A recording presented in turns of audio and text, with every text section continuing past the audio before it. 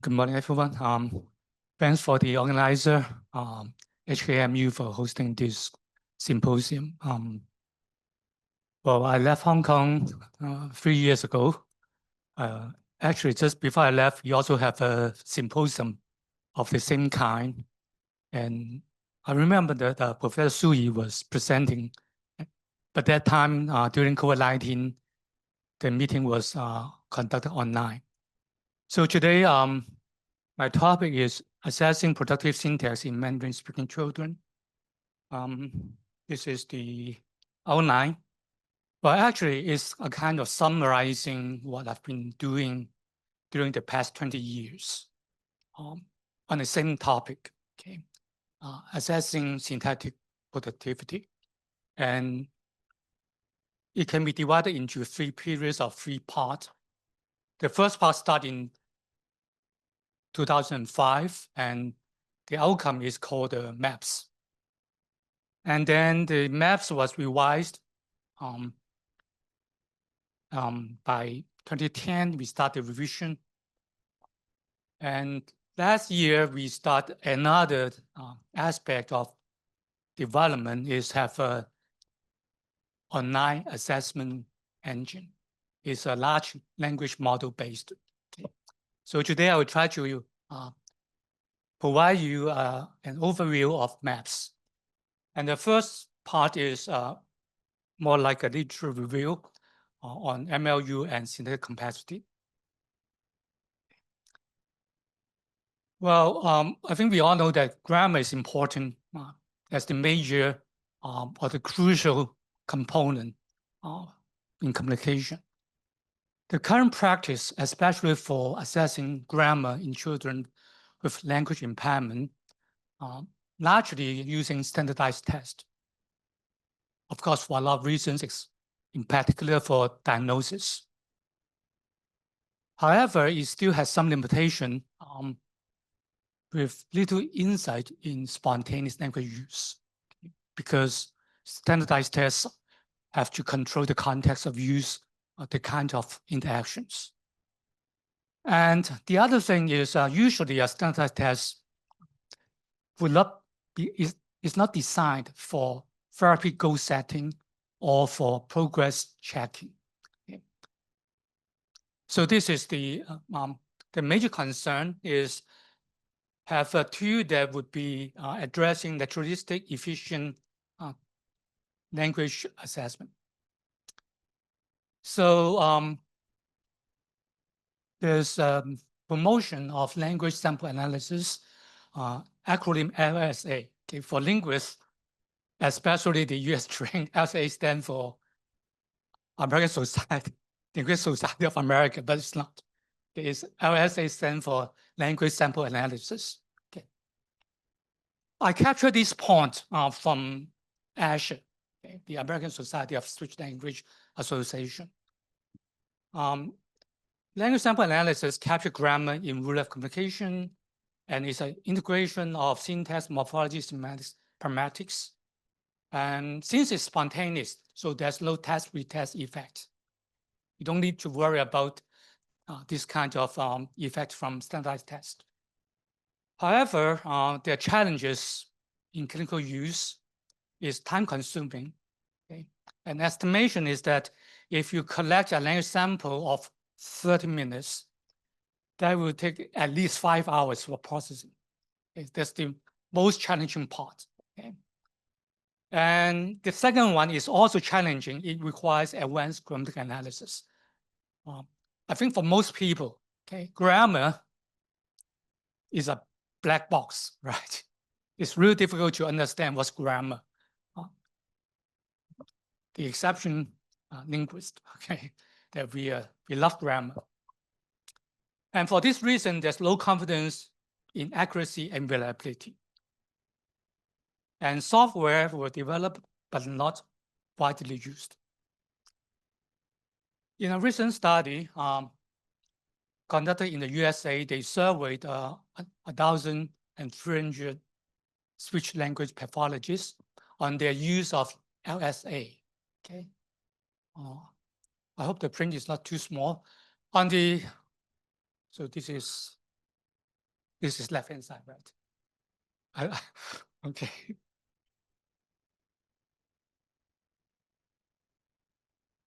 Here, I think you can see some percentages here. 90% agree that language samples are valid measure of children's language performance, appropriate for intervention, goal planning, and present the last one to represent an elementary child's most advanced language forms, language samples. Interestingly, they don't think so for preschool. And the measures or the indices used, the most commonly reported is MLU. Okay. So when doing LSA, mean length of utterance is the major measurement.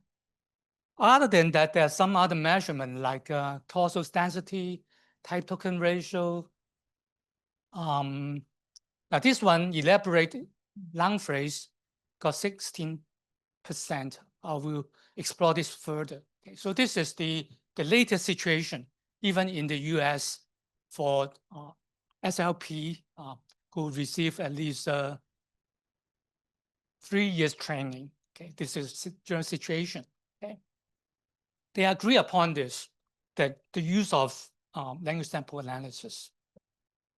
And for assessing synthetic development in Chinese, Professor Sheng Li did a review, a really comprehensive review, published in language, Brain and Language.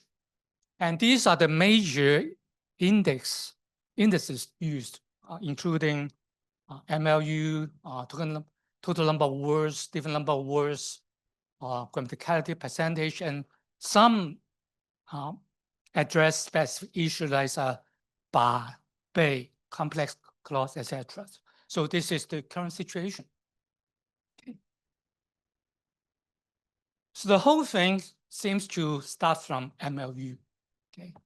So we'll spend a minute or two going back to 1973, where Roger Brown, in his seminal work, A First Language, okay, introduced the measurement of MLU. Okay. I think it's really a masterpiece because the measurement came from language samples of children only. Okay, so observations are keen, and we still rely on the same principles of counting MLU.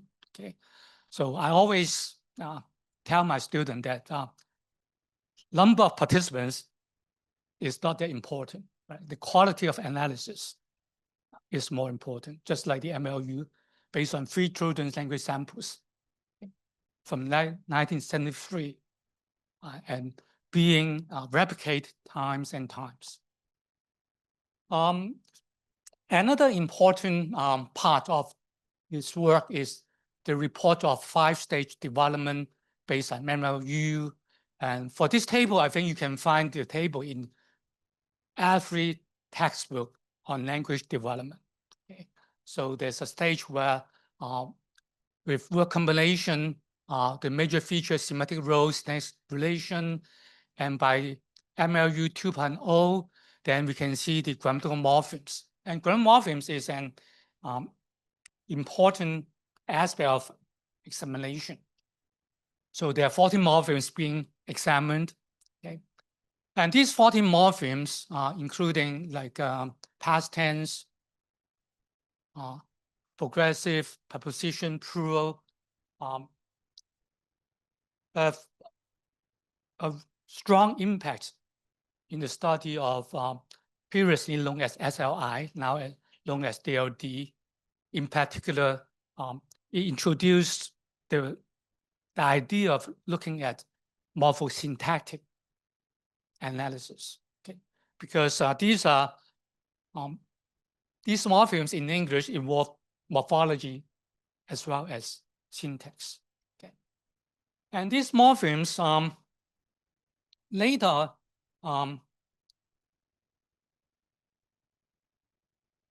being adopted by John Mueller in 1981. into a system called assigning structural stage, where he put these 40 morphemes into these categories: long phrase elaboration, word phrase elaboration, negation, yes, no question, W question, complex sentences. Okay, and this system is for the analysis of language samples. So this is the first, to me, it's the first system systematically examined the morphosyntactic development. Okay. Well, there's another one called developmental sentence scoring, but I don't think the structure of the system is as rigorous as this one. And more importantly, IPSIN, the one that's been currently used in the US, actually is an adaptation or a quantified version of the assigning structural stage. So there's a direct connection from ASS to IPSI, okay, where many people, in different parts of the world, can find different versions of IPSI. There's a version of IPSI in Greek.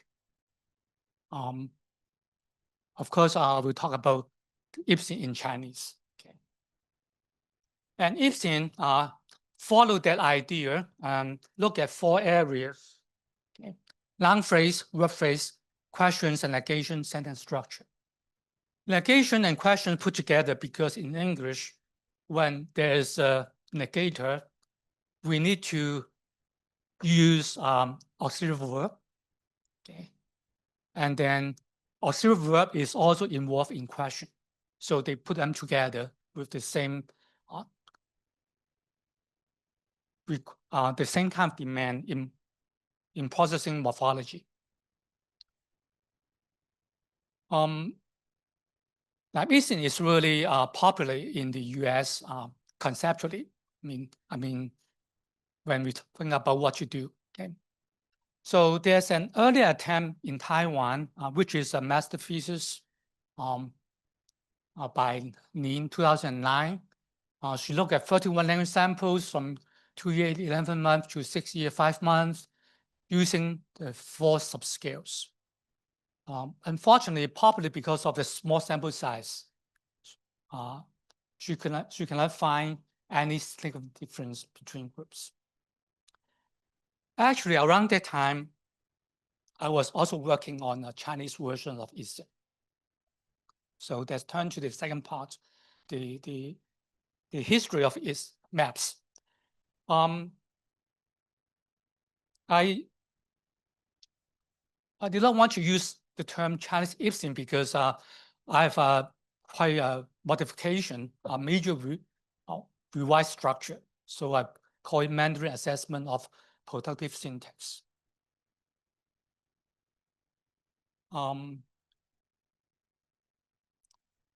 The major difference is there's only 3 subscales: long phrase, word phrase, and sentence structure. The question and negation subscale was dropped because questions and negation in Mandarin Chinese, they do not involve that heavy morphological change. So that scale was. And initially, we just pick up a grammar book, include everything we can find, and we have 58 items in the pilot. After examining pilot samples, we find that some items were not used by children, and that we're down to 31 items. And then we have a typical development group with children from 3 years, 6 months to 7 years, 10 months, 40 examples, and a group of children with developmental language disorders, 19 samples. Well, so these are the items that we look at, including plural for pronoun, 们, or the associative, the classifier in 2 different categories: general classifier, 个, and specific classifiers. Okay. and then web subscale. Okay, but the web subscale is quite complicated because we look at different. For example, we make distinction about different kinds of adverb, the manner adverb or other adverb, and we want to look at a directional verb complement, 趋向补语. Okay, and this is for the sentence subscale. Due to time constraint, I won't go into the detail. And overall speaking, actually, we can find group differences by look at the total score. Okay, so 4-year-old, 5-year-old, 6-year-old, and 7-year-old, you can see that the scores going up. And for the two group of DLD, okay, they are here. So approximately those are 6-year-old DLD and 7-year-old DLD. The performance is around the 4-year-old level. Okay, so I think it matched with our general impression that these children they were behind 2 or 3 years behind typically developing children. Okay. And we also find that among all these items, some of them are really strong indicator for the status of developmental language disorders, including specific classifiers, resultative verb complement, 动补结构, okay, and also bar sentences and existential. Okay, these are indicators that we find that the DLD group performed significantly poorer than the TD group. So at that stage, we start to invite street therapists to use these maps in the everyday work situation. And very soon, okay, less than a year, okay, we receive feedback, and there are 3 concerns. Okay, well, the first one is actually expected. Okay, all the definitions are difficult to understand. Okay, for example, what's the difference between perfective aspect and resultative complement?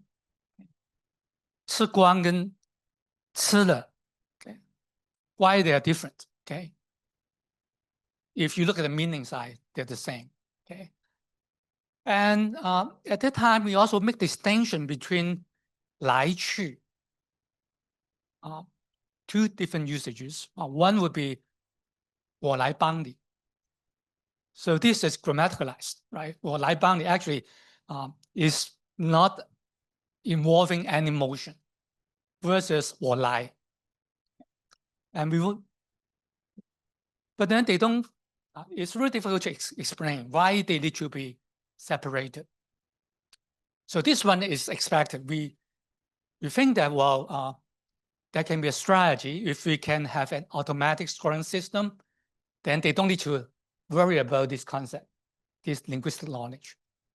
But the second and the third concern are things that we need to address.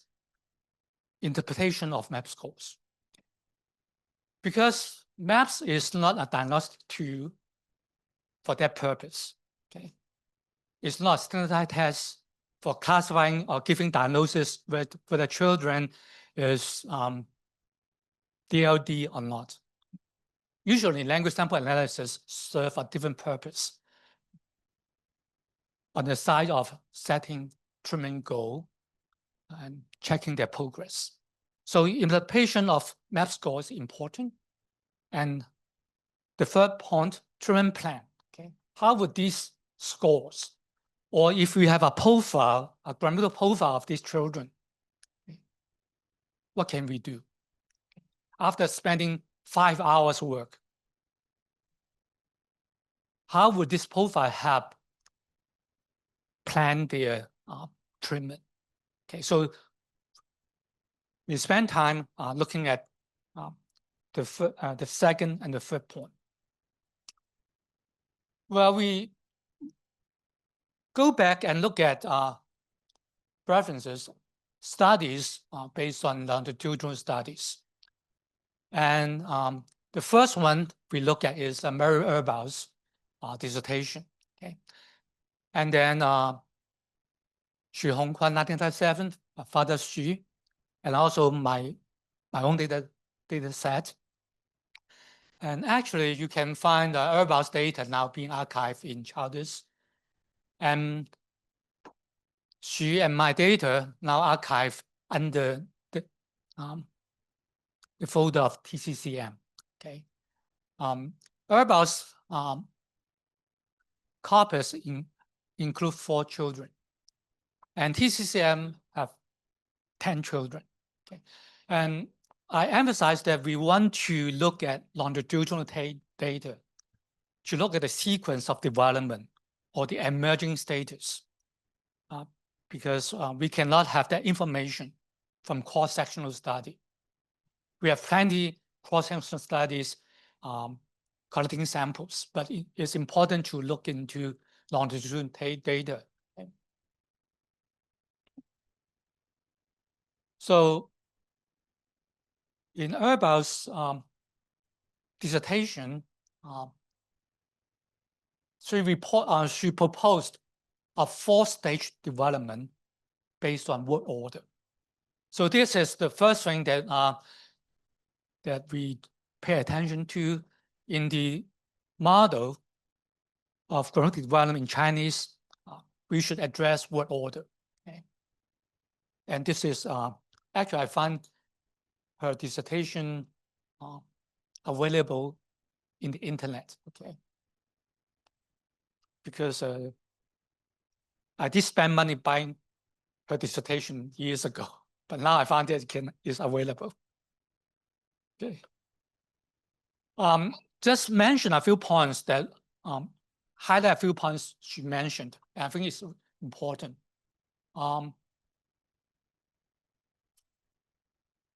First thing is between MLU 3 to MLU 4 or 2 years, 3 months to 3 2 months, separating compound would seem to be difficult. For example, 打开 it's difficult to separate it into 打不开. And my own observation is that some children would say 不打开. Okay. 不打开. Okay. So there's a compound that can be divided into 2 parts, right? It's a resultative compound, 打开. And many other complements are correct. Okay. So this is one thing that we can note.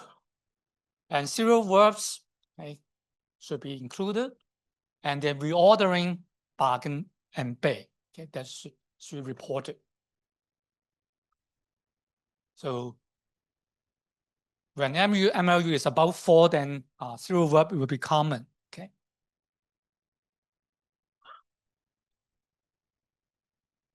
The second study that we reviewed is Xu Hongquan, Father Xu, published in 1992.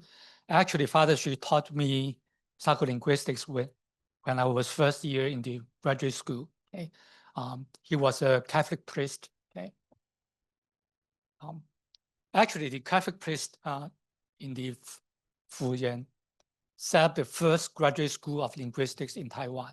Okay. So probably the founding father of linguistics in Taiwan. Okay.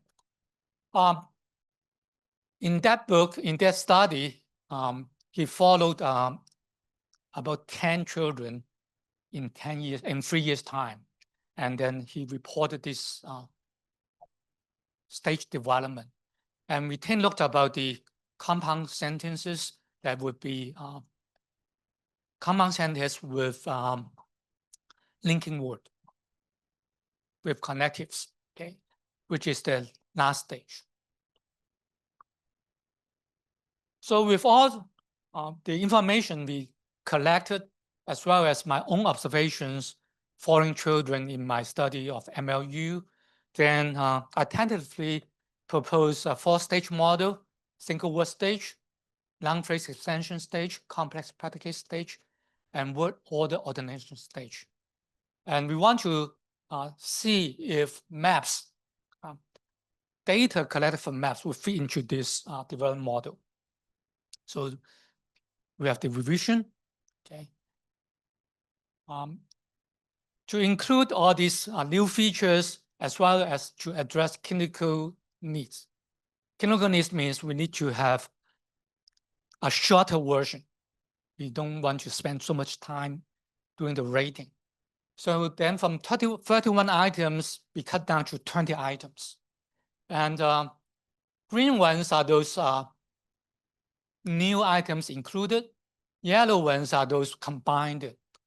Now these decisions require more time to explain why they're combined and why they be included. So I will skip this for the moment. And if you're interested, we can have a discussion later on. And then we, this time we just look at children, typical development children with 99 samples. Well, initially we want to have 100 samples, but one child dropped out, so the world is not that perfect, just 99. When we look at the scores according to chronological age, 2, 3, 4, 5, this is the total, the token total.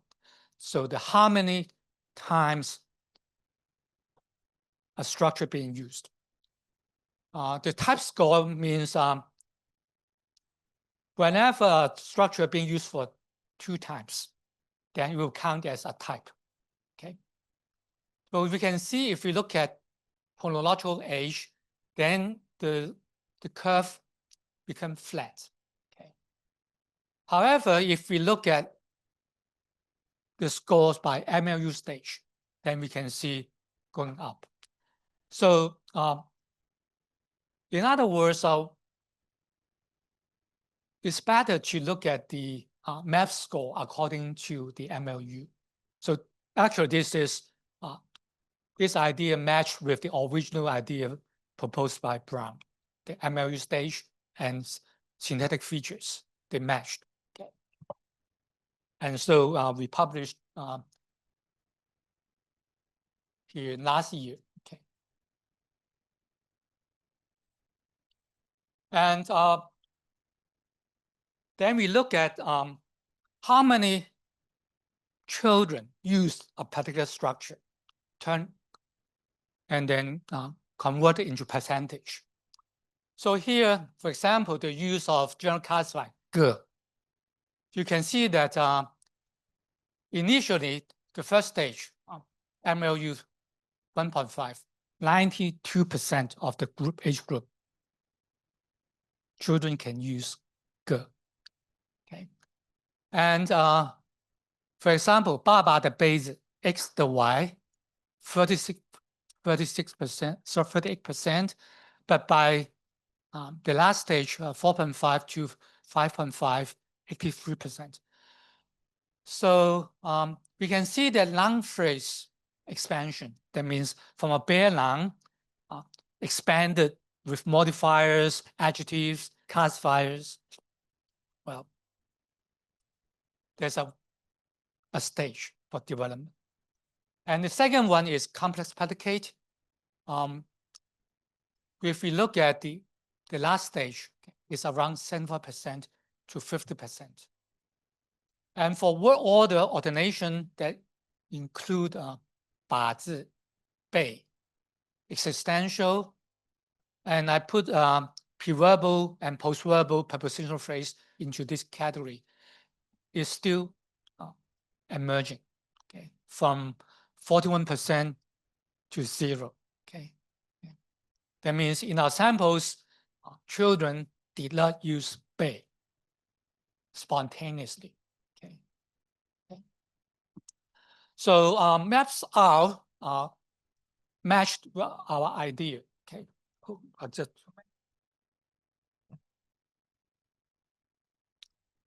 Is it 40 minutes discussion?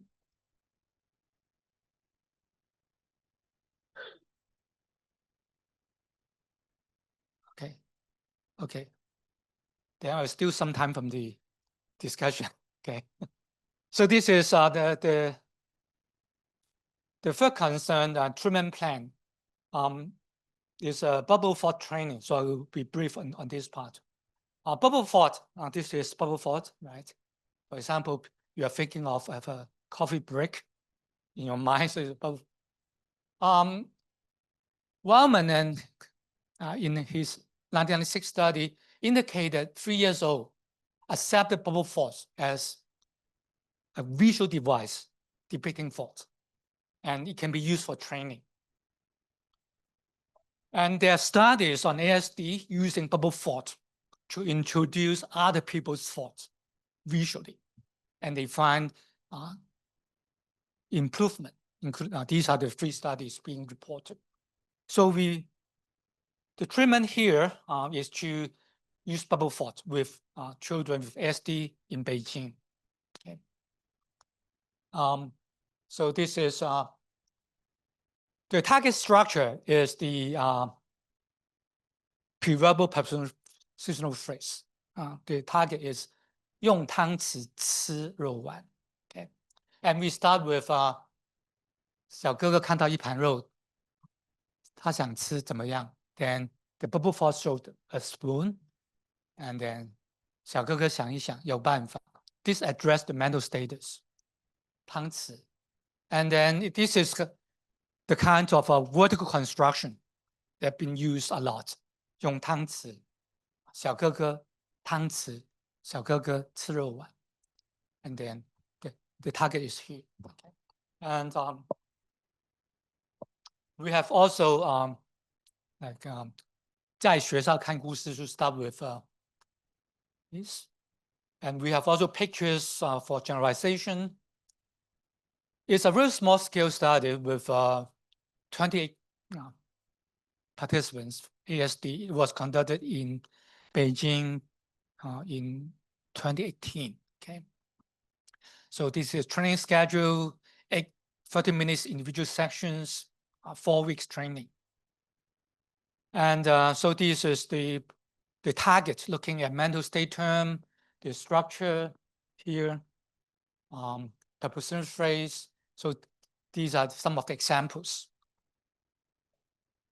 So simply put, their training effect, but only those at the stage of MLU3 that would improve. So not every child with SD would benefit from this training unless they have certain linguistic skills. So this is the training study.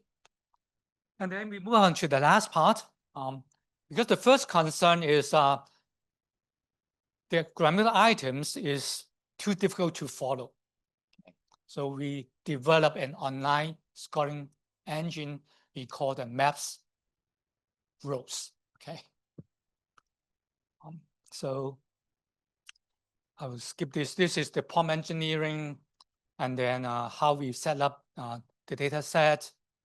And so the prompt start with 你是一个语言学家，要做语法结构的判断 etc. And then show them the definition and then examples. Okay.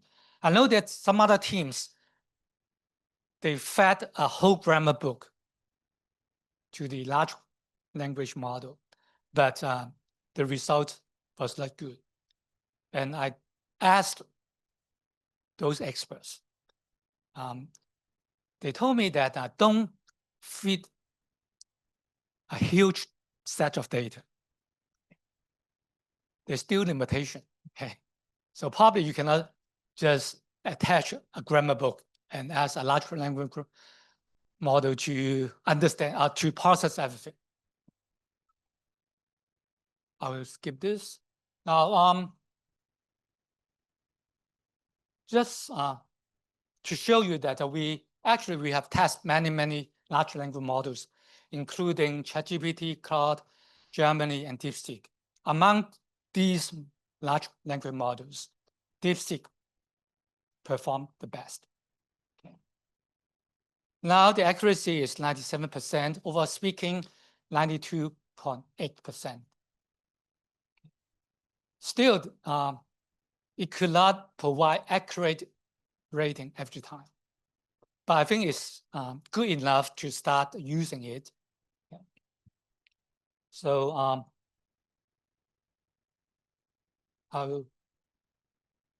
this is actually this is the online platform that you can just paste the text into the window, then you can get it. Okay. I'll get back to the last one.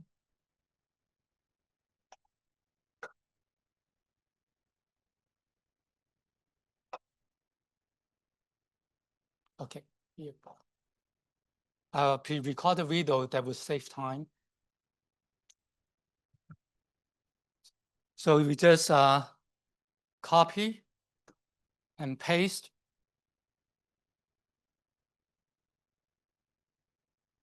Just check it, check the data. And then you'll start running. Okay. Now it's running. We test different models because they are not equal. Among them, ChatGPT was the worst. Okay. ChatGPT did not follow rules. Okay. Okay. You can see there's some interesting parts. Here, I'll stop. We have this in the individual model. Oops. The individual model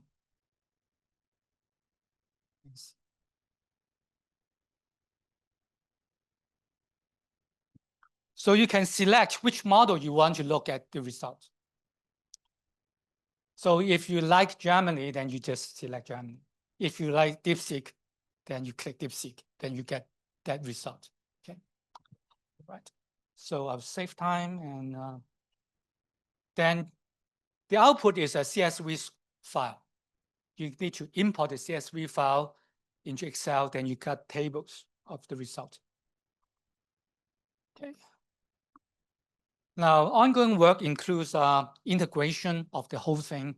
The most critical part actually is the ASR, automatic speech recognition.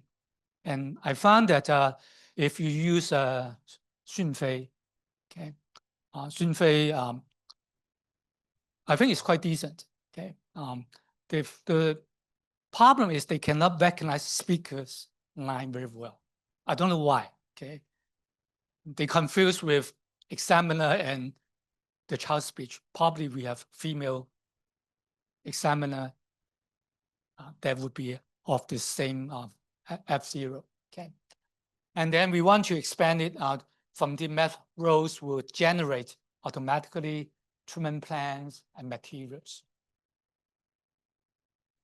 So this is the QR code. If you want to try, okay, then well, it actually is a registration form. Okay, we want to know who's using, and of course all these rating by large language models, even though the cost is not that high, but we still need to control. Okay, see who's using. Okay, we will have you can see there's a really simple form, and then you can start using it. Okay, so I will stop here for questions. Thank you. So I want to give a little bit of background of this research project I'm sharing today. So this project is funded by the Hong Kong RGC GRF grant, with the title being Understanding Vulnerabilities in Narrative Performance in Mandarin-Speaking Children with Developmental Language Disorder. So in order to complete the project, I needed to find 75 children with DLD and their typically developing matches within a short amount of time. So I contacted a lot of people in hospitals in the mainland, and nobody can promise to find me that number of DLD participants within a year. But the project only lasts for 3 years, so I was under a lot of time pressure to find DLD children. So I decided to identify DLD myself instead of getting referrals from the hospital. So today I'm sharing some of our experiences and results, and maybe also lessons we learned from doing this project. So the results are still very preliminary. As you'll see, we have a large sample size. Professor Zhang Caicai just mentioned it's not important how big your sample size is, it's more important how good your analysis are. So we're still working on refining our analysis, but today we're just sharing some preliminary findings. Okay, so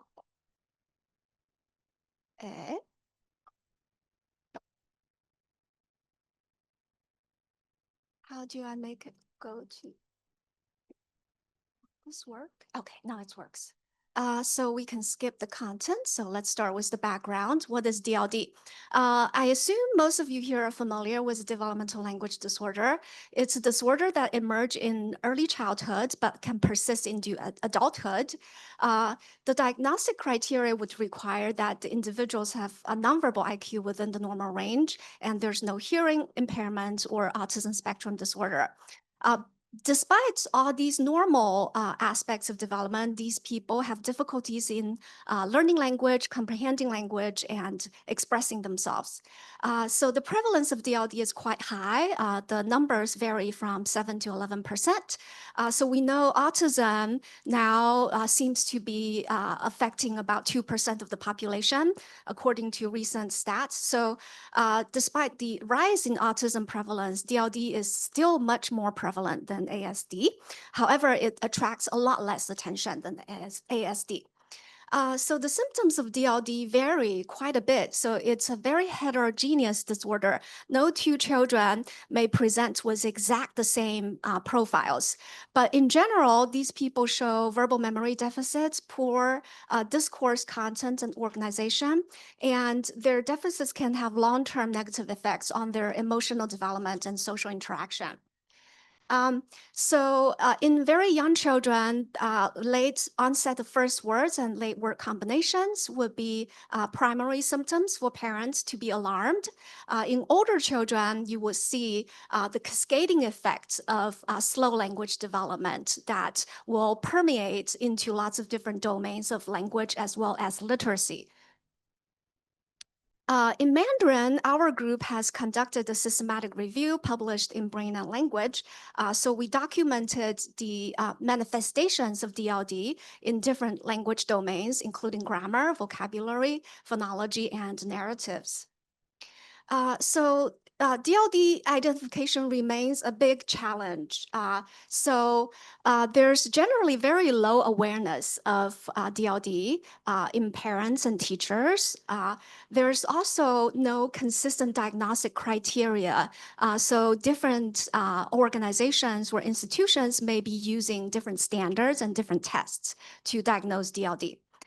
So also in mainland China, there's still not many standardized screening and diagnostic tools. So here I listed a few of them that have documented diagnostic accuracy measures, so sensitivity and specificity. So the first one is developed by our group. It's a screening tool using sentence repetition. And then people may be familiar with the test developed by Bethel, so the DREAM suite of tools. There's also a tool developed by Eastern China Normal University, as well as a tool developed by Nanjing Fuyou Baojianyuan.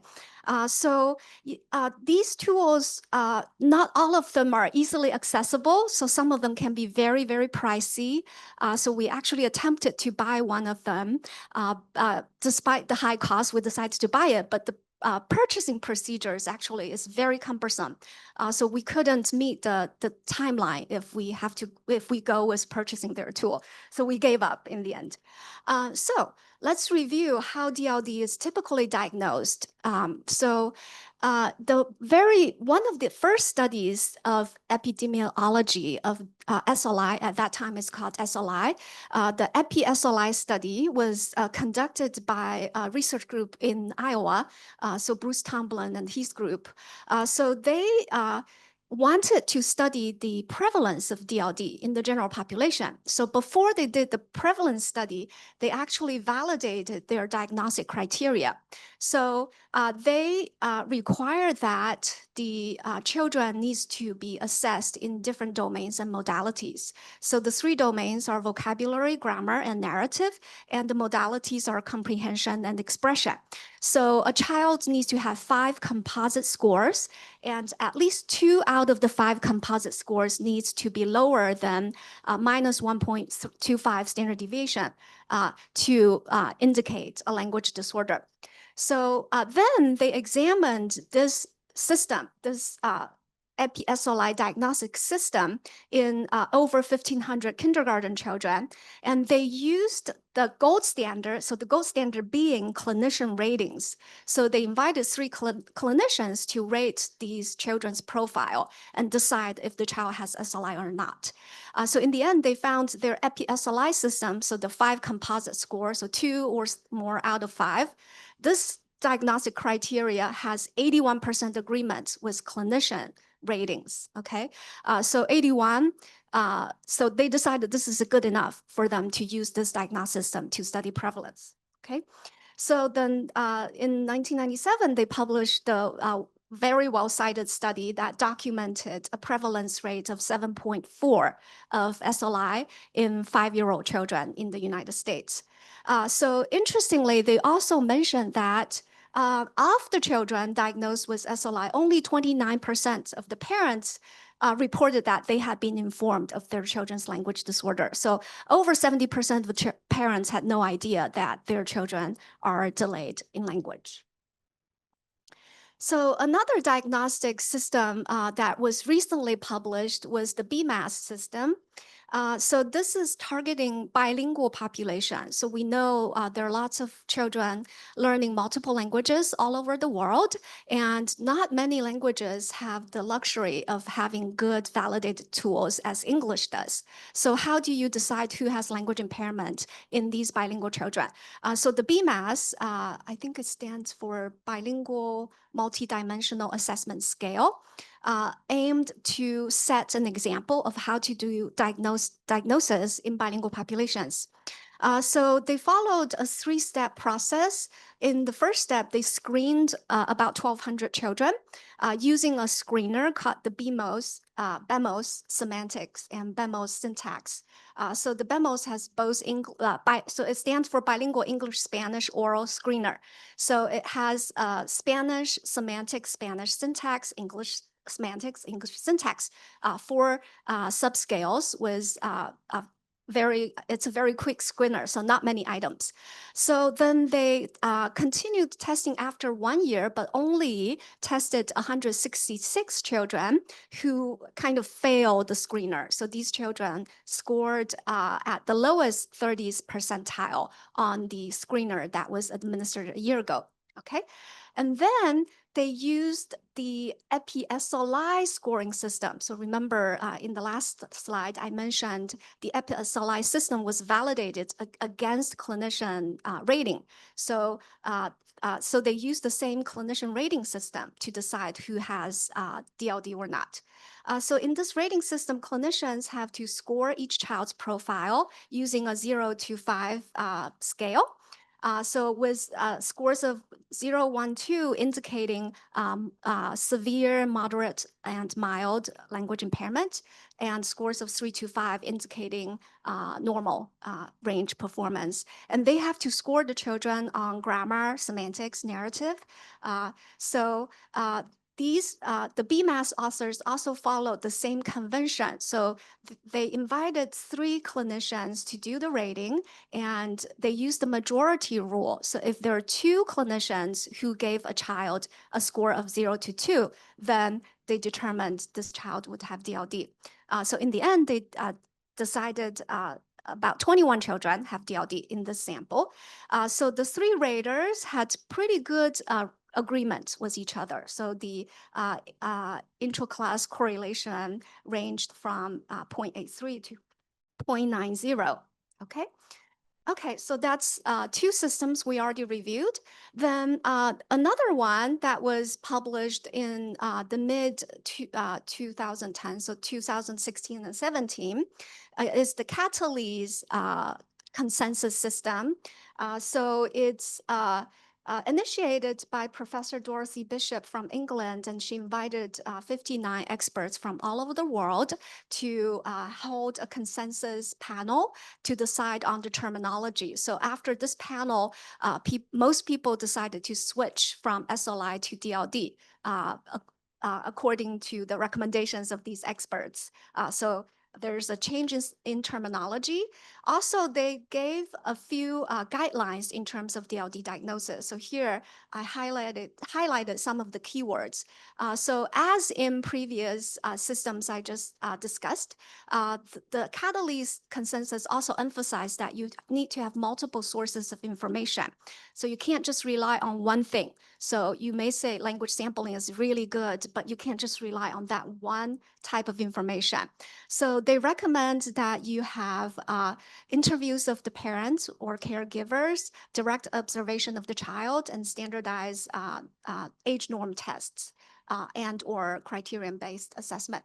Also, they emphasize the importance of functional impact. So it's not enough that the child just scored poorly on the standardized test. There needs to be concerns from significant people in the child's environment. So usually the concerns would come from the parents or the teachers of the child. Okay, right. So a test battery that should cover a range of aspects. So the tests also need to be comprehensive. So I think in general, this consensus is quite consistent with previous diagnostic systems. The main difference is the new emphasis on functional impact, okay?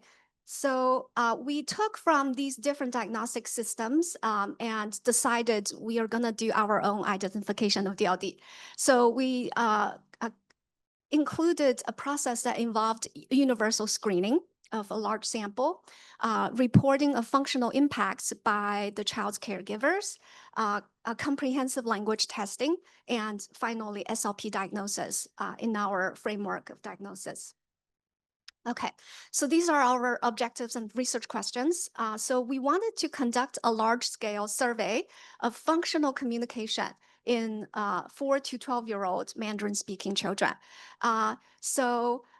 We stumbled upon this rare opportunity that we could do universal screening in 10 different schools in mainland China. So the 10 schools involved 5 kindergartens and 5 elementary schools. So that's why we have a pretty broad age range from 4 to 12. So we decided we wanted to go ahead with this large-scale study. To collect functional communication information, we used the CCC2, Children's Communication Checklist. I'll talk to you about this tool in a minute. So we wanted to see if the parent-reported communication skills as assessed by this tool would vary according to certain child-level factors and family factors. So the child's gender, age, and the parental education level. We also wanted to see how many children would exhibit communication and language difficulties based on parent report. Our second objective was to see how well the parent-reported functional communication skills of the children would align with objective test performance scores. Okay, so for this, we ran correlations between children's scores on the CCC2 and their performance on our screening task. And our last goal is to adapt the EPSLI/BMAS clinician rating protocol into Mandarin. So this tool has been applied in English and Spanish, but according to my knowledge, hasn't been used in other languages. So we want to see if we can do the same thing for Mandarin. And we also are kind of curious about what would the children look like? So once they're diagnosed, what are their profiles? Okay, so the, research question 4 asks, what are the language and communication profiles of children diagnosed with DLD versus children with TD? According to the clinicians' consensus ratings. And we also want to see if our clinicians would have high agreement among themselves in their diagnostic decisions. Okay. So like I said, we had this opportunity to do universal screening in 10 schools in Hunan, Changsha. So we sent out invitations through WeChat. So we invited parents to participate, and if they signed consent form, then they were also taken to a website to fill out the CCC2. So the schools covered actually K1, K2, K3, and then primary 1 all the way to primary 6. But for my GRF project, I was mainly focused on P1. But we made promise to do screening in all the schools. So that's why we have to include everybody. Right, so yeah. So the 3 clinicians who did the diagnosis had a variety of backgrounds. So we invited 2 people trained in the US and certified in the US. So they have CCC SLP. One of them has a doctoral degree and is a university professor. Another one has a master's degree and works in a school setting in the United States. We also used 2 local clinicians from Changsha. So these 2 speech therapists worked in a hospital setting in the rehabilitation department. So they also had experience observing, diagnosing, and treating children with language impairment. So we had a team of testers, so 3 doctoral students, 3 full-time research assistants that went out to Changsha and stayed there for 4 months to do the data collection. So they participated in numerous rounds of training. So we did quality control of their data collection procedures. So here I'm showing you data from 4,600 participants. We actually have more. We have over 5,000, but we cleaned out the data. So there are some questionnaires that are obviously not filled out correctly. So we threw those out. So in the end, we kept questionnaires from 4,600 children. You can see the gender distribution, the age. So on average, they're about 8 years old. So the CCC2 was filled out mostly by moms, but there's also 800 dads who filled out the questionnaire. The parental education, you can see we have a pretty unbalanced sample of the majority of them had an associate degree or a university degree. So the study design involved 4 phases. So in phase 1, we collected parental consent and the CCC2 questionnaire. So this was completed in January to February 2024. And the screening took place within 1 month. So we screened actually almost 1,500 children. So we also tossed out some invalid data. So for 1,400 children, using this MSRT Mandarin sentence repetition test developed by our own group. And after that, we selected a subsample of the children to do comprehensive language testing. So we decided to oversample children who are at risk for DLD. So we took all the children who are on the bottom 20th percentile on the screening measure. So that's 173 children. And because the grant requires us to have TD control. So we also sampled children who performed in the high average range of the screening measure in order to have enough participants who would be typically developing. Then for these 274 children, we did hearing screening, nonverbal IQ testing, and comprehensive language test.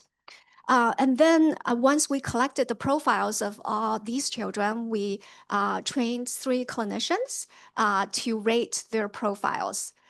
So we used a more strict criteria. So we actually have 4 clinicians, okay? So the 2 local clinicians formed a team. So these 2 local clinicians have to reach agreement first. And then we take their agreed data to calibrate with the 2 CCC SLP's data. So in the end, we have 3 decisions for each child. All 3 people have to agree this child has a score of 0 to 2 to be considered diagnosed as DLD. I'll tell you why we used this more strict criteria in a minute. Okay. Okay, so for the parent questionnaire, like I said, we use this tool.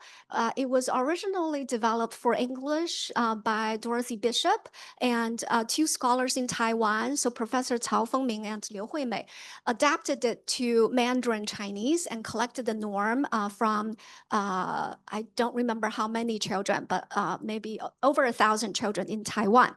So the norm is actually a Taiwanese norm. So it's aimed to assess communication skills in children from 4 to 15. So it has 71 questions parents have to answer, and it asks about frequencies of problem behaviors as well as frequencies of strengths in communication. So in the end, from the 71 questions, you can derive 10 subscale scores and a total score. Okay, so they provided information on sensitivity and specificity. You can see that these numbers are not ideal, okay? However, the test developer emphasized the positive predictive power and negative predictive power are good enough. So in certain categories, they're over 0.8. So those are good numbers. Yeah. So for the language screening, we used the MSRT. We published it in 2022. It's a rapid language screening measure for children between 3.5 to 7. And it takes about 6 minutes to administer. So it's quite fast. We made audio recordings of the tool. So there's 2 practice sentences and 16 test sentences, which include 8 sentences that have passive structure, 8 sentences with different aspect markers, and there's also sentences with relative clauses and specific classifiers in it. So all of those are problematic in Mandarin-speaking children with DLD. So that's why we selected those structures to be included in the test sentences. You can see this is the scoring form. So we experimented with different kinds of scoring methods. So this easiest scoring method is just binary. If everything is repeated correctly, then it's a 1. If there's any errors, it's a 0. And then there's also scoring that would be more fine-grained, that count the number of errors. So for the purpose of the screening, we use this easier scoring method, just binary, 0 or 1. So we published the study that documented the sensitivity and specificity of the MSRT. The advantage of this is that it's very fast and the scoring is very straightforward, doesn't require extensive training or linguistic knowledge because we wanted this to be used by teachers and maybe nurses in the future. Okay. So that's the tool we use in phase 2. And then I mentioned how we selected participants for phase 3. So we decided to oversample children who may be at risk with DLD, and we also need a sample of TD matches. So these are the number of kids we included in comprehensive testing from the kindergartens. So the kindergartens usually have fewer, smaller numbers of students. So that's why we selected only 75 children from kindergartens, but selected a lot more from elementary schools. Okay. The hearing screening, we used a WeChat app, so from Audio Nova, so pretty easy to use. The nonverbal IQ testing, we used the Kaufman Brief Intelligence Test, the nonverbal IQ subtest, the matrices subtest. So it's quite standard nonverbal IQ testing. So children have to select pictures from array that matches the picture on the top. Okay. The comprehensive language assessment is actually also developed by ourselves. So I told you why we decided not to purchase the already available test because of the pricing and the purchasing procedures. We couldn't make it happen. So we decided to use a tool we developed in-house. We designed a test that covered semantics. So there's comprehension, so linguistic concepts, word classes, word definition, semantic fluency, compounding. And then for syntax, we have sentence comprehension, priming, and formulating sentences. And then for narrative, this is based, it's an adaptation from an existing English measure called the narrative language measure. So we have an agreement with the authors of the narrative language measure to adapt it into Mandarin. So in the end, we also have the 3 domains and the 2 modalities, comprehension and production, all covered. So the clinicians, as I mentioned earlier, we have 4 clinicians, and they first participated in the online training that give them background information and manifestations of DLD. And the content of the testing, diagnostic procedures. So I said, the 4 clinicians formed 3 teams. Yeah, so that's the scoring. So 0 to 2 would mean DLD, and so typo 3 to 5 would mean TD. Okay, not typo. So yeah. Anyway. Okay. Right. So we also had 3 online consensus meetings with the clinicians because there are cases that has large discrepancies. So we discussed those cases, and the clinicians were given the opportunity to rescore those cases. Okay. I know I'm a little bit short on time. Need to be very fast. Okay. So RQ1. So our parents reported communication skills related to child gender, age, and education level. So we found that we did see a sex difference. So boys scored lower than girls. Okay. Older children actually had lower standardized scores than younger children. And children with parents that have higher education also had higher language and communication scores. So here's the brief discussion. I think it's not uncommon for us to see sex differences in favor of girls in the literature. So it could be related to potential differences in brain maturation related to language functions between boys and girls. The lower standard scores in older than younger children, I think it could be because the parents may be using a higher standard when rating their older children. Yeah, we will look into this finding in greater detail. So the positive relationship between parental education and the language and communication composite score could mean that families that have a richer home language environment may provide more opportunities for children to practice language and hence enhance their language and communication ability. So for our second question, we wanted to see in the sample of children, how many scored low or very low on the CCC2 when against the Taiwanese norm, okay? So the CCC2 gave us lots of subscale scores. Oh, okay, sorry. So I want to highlight that here. A, B, C, D are subtests that concerns language. I think I won't have time for question and answer, so I'll just finish my presentation. People can ask me questions later over lunch. So A, B, C, D are all related to language, okay? And E, F, G, H are pragmatic skills. So topic initiation, scripted language, context, and nonverbal. You can see overall, there seems to be more children who have low language subtest scores than pragmatic subscale scores, okay? Here's the brief discussion. Yeah, so you can see these numbers, but you won't remember them. So just look at my summary here is enough. Okay, so it seems that the prevalence of communication challenges vary by domain. So like I said earlier, parents reported more problems with speech and language. So about 11% of the children may be considered as having some challenges with speech and language, but only 8% have problems with pragmatics, according to their parents' observation.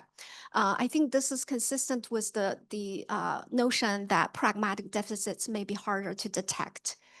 So among the language domains, problems with semantics were the least frequently reported, and the problems with speech sounds were the most frequently reported, okay? So this is also consistent with previous findings. So it's believed that semantic deficits are relatively hidden. So it has to do with the meaning, subtle differences in meaning of different words and phrases. So parents may not be very sensitive to those. However, speech sound problems are the most visible aspects of speech and language. So everybody can tell if somebody's having articulation errors. Among the pragmatic domains, the use of scripted language were the least commonly reported, but problems with initiation were the most commonly reported. So again, I think this could be due to different sensitivity to topic initiation problems versus sensitivity to the inappropriate use of phrases. Okay. So for our third question, the alignment between parent-reported communication abilities and objective screening task performance, you only need to look at the first row, the first column here, okay? So that's the Mandarin sentence repetition test, our screening measure. So the correlation here, when we first saw it, we were very disappointed, okay? Very low, very weak correlations, okay? But because we have we have 1,390 children, even though the correlations are very weak, they are still significant, okay? But we do see a nice trend. So you can see here, so MSRT is a language measure, right? It did correlate more strongly with parent-reported language scores, okay? So overall for ABCD is 0.2. With pragmatics, so you would think that it shouldn't correlate that much with pragmatics. So that's indeed the finding, okay? So yeah, so this makes us question how reliably parents are the sources for functional impact difficulties in children with DLD. So can parent reports be accurate sources of diagnostic information?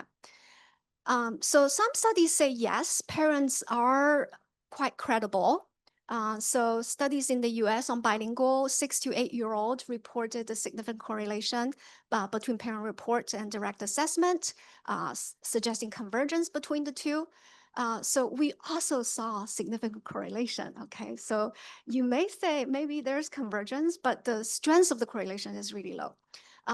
In the domain of general early language and cognitive development using the Bailey, researchers have also reported moderate to strong correlation between parent scores and standardized assessment scores.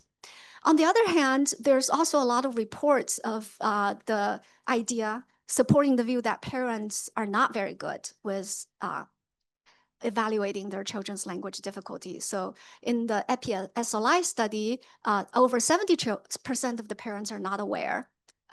And in recent years, universal screening studies that use universal screening also has similar findings. So in these studies that did screening in elementary schools, they also found that many parents of DLD children were unaware of their children's language difficulties and therefore recommending mass screening. So you can't wait for parents to feel alarmed and take the child. It may be already too late, or the parents may never think that their children are struggling with language. Additionally, most parents of children with language disorders and dyslexia are often unaware of their children's difficulties, especially when the child has just oral language difficulty but have good reading skills, okay? So if it's pure DLD, but reading is okay, parents may never think that their children are struggling. So our study kind of sided with the second view. Yeah, we are questioning whether or not we can rely on parents' report of functional communication skills. So for question number 4, so we have these clinicians diagnosed children. So once we have the diagnosis, how do the children look like? What are their profiles? Okay, so the clinicians evaluated 274 children. Of these, in the end, the clinicians reach agreement on 117 cases. Okay, all three clinicians diagnosed those as having scores of 0 to 2. Okay, and then the other 157 were TD. Okay, so you can see here, these are the two groups' performance on various tests. So the DLD children did score lower than the TD group on all the measures. But you can see the effect sizes are quite large for our direct assessment, so MSRT and the comprehensive language test. But the effect sizes are median, small to median on the CCC2. So that's on the parent report measures. So the last question we asked, what is the level of agreement among different clinicians? So we did intra-class correlation. So the range is from 0.55 to 0.62. So compared to BMAS, which found ICC from 0.83 to 0.9, our agreement is a lot lower. Okay, so we were trying to explain this. So there are a couple of explanations, okay? So in the BMAS study, they recruited bilingual SLPs that had more than 10 years of experience, okay? Our clinicians, so because speech therapy is a very young field in China, we decided to use 5 years as the criteria because we were afraid if we use 10 years, we will be able to find many qualified clinicians to do the rating. So the four clinicians also came from very different backgrounds. So 2 of them were trained in the US. So one of them actually practiced in the US. So they may not have exposure to many Mandarin speaking children on her caseload. And they also came from different work settings. So one was a university professor, one is a school-based clinician in the US, and 2 are working in a rehab department in a hospital, comprehensive hospital in China. So there's a lot more heterogeneity in our clinicians' background and training. So that could be part of the reason that the scores aren't super highly correlated. They are significantly correlated for sure. So another reason could be that our training can be refined more. So we did give them information about DLD phenotype, but I feel that we need to give them more practice on cases. We need to give them more detailed descriptions of what are the typical errors a child with DLD in Mandarin could make. So we need to refine our training protocol as well as we have more information on DLD phenotype in Mandarin. Okay, so what are the significance implications? I think overall, we did produce a replicable protocol to identify DLD in the Chinese context. So if other researchers need a large sample of DLD children for their projects and they don't know how to find them, they can consider using this. This is very costly, of course, but I think it's something that could be worth doing. Like I mentioned, we need to further refine our selection criteria and the training protocol to improve on the inter-rater agreement.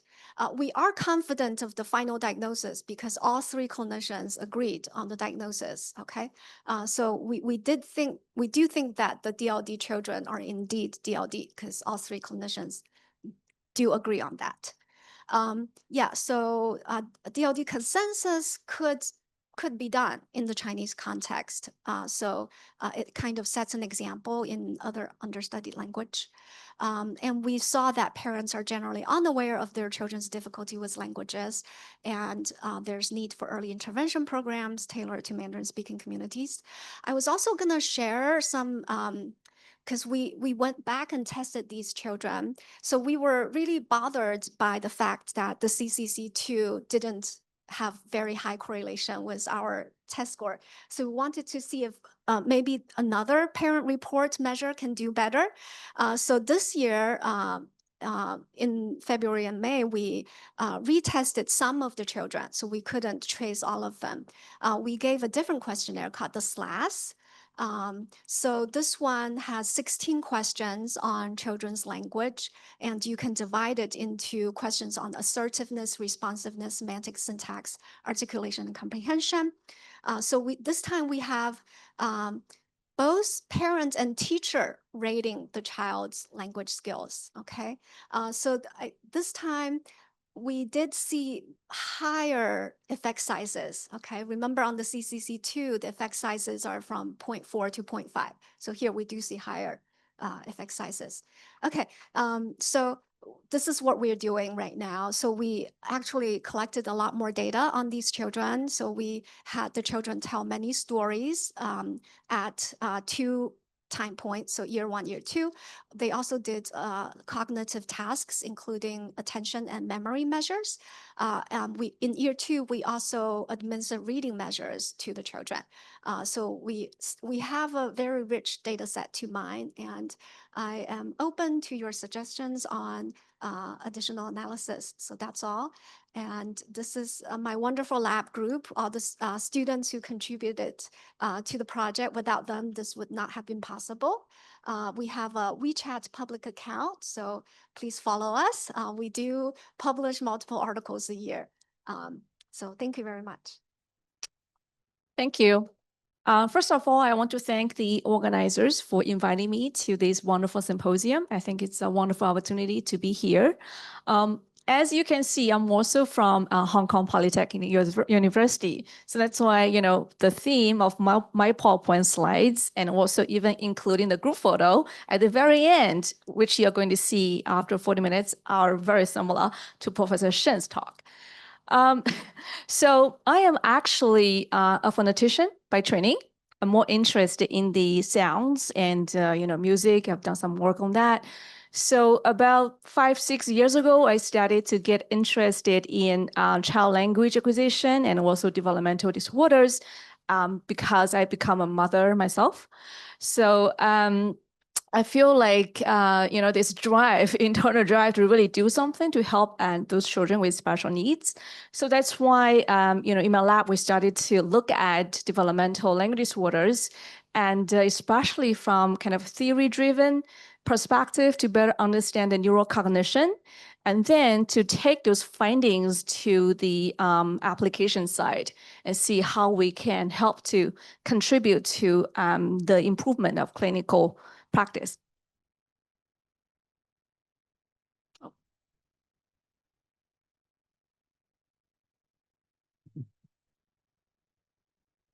It's not moving.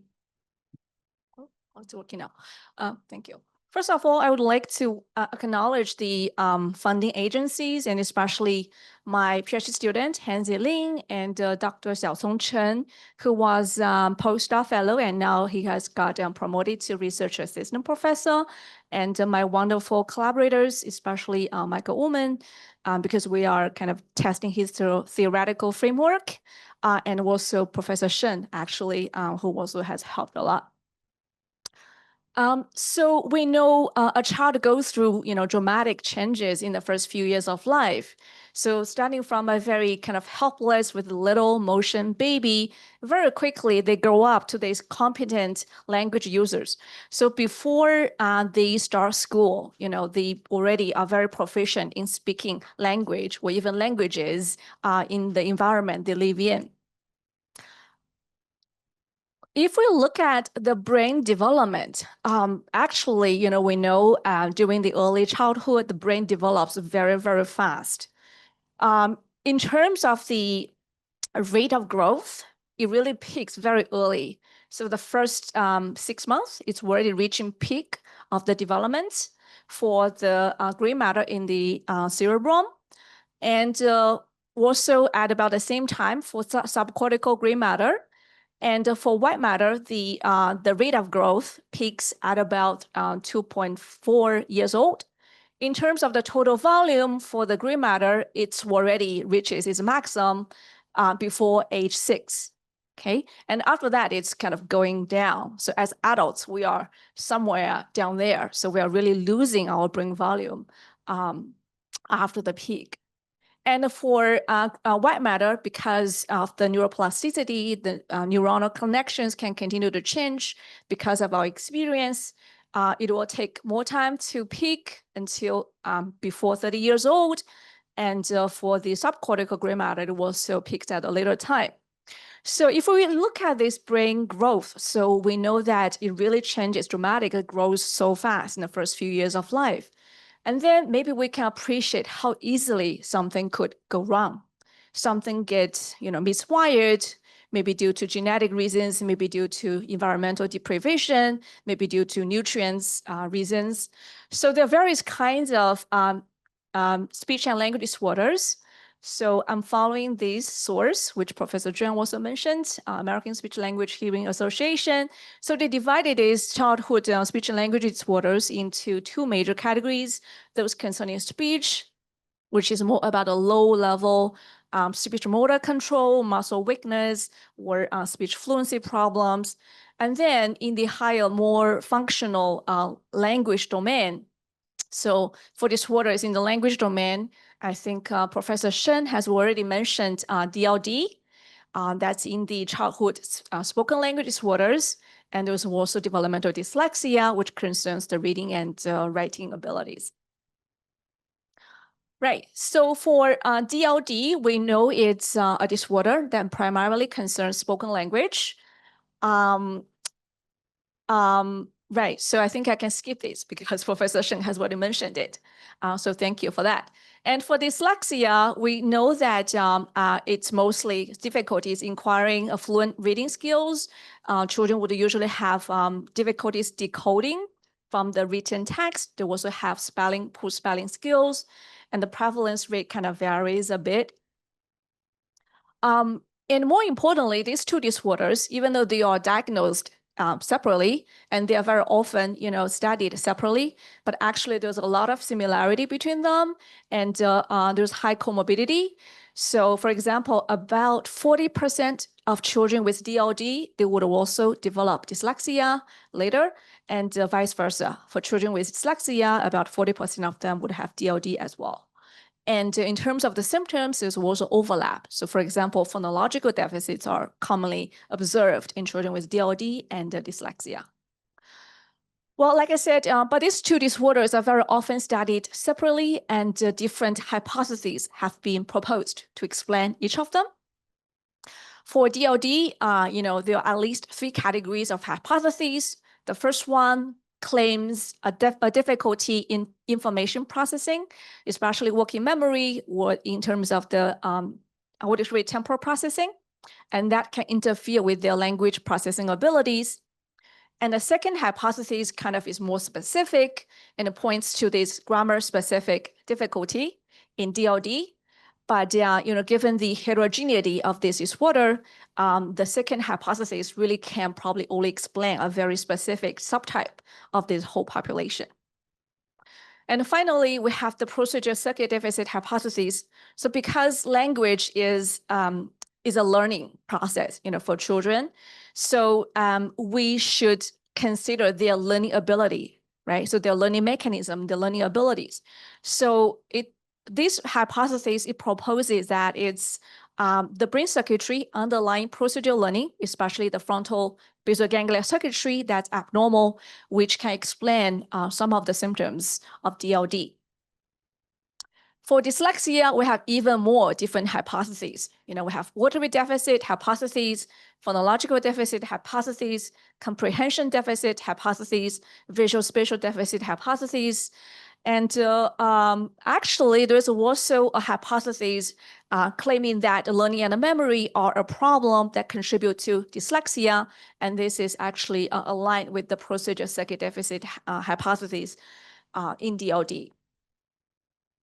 So the theoretical framework that we're trying to follow in our study is called the declarative procedural model and also the procedural circuit deficit hypothesis. According to these models, our language development actually relies on two evolutionarily old long-term memory mechanisms. So one of them is our declarative learning and memory. So, our declarative memory is for us to remember, for example, life events, and also for us to remember facts, like Hong Kong is a special SAR of China. On the other hand, we also have the procedural learning circuitry, the procedure memory. It helps us to learn like motor skills, like riding a bicycle, learning the piano. It's through implicit, repeated practice. So procedural learning is also, it's usually described as implicit. So for example, if you want to learn to ride a bicycle, you don't go to a classroom to take a lesson. You go get on the bike and try to bike it, right? Start pedaling, keep your balance, and practice many times. And once you learn it, it's very hard to forget. No matter how many years passed, you can still remember how to ride a bicycle. So it's proposed that these two very old and long-term memory systems actually also help us to learn language, but different aspects of language. For declarative learning, it supports our lexical knowledge, so learning vocabulary, for example. And for procedural learning, it helps us to learn rule-governed hierarchical and sequential knowledge.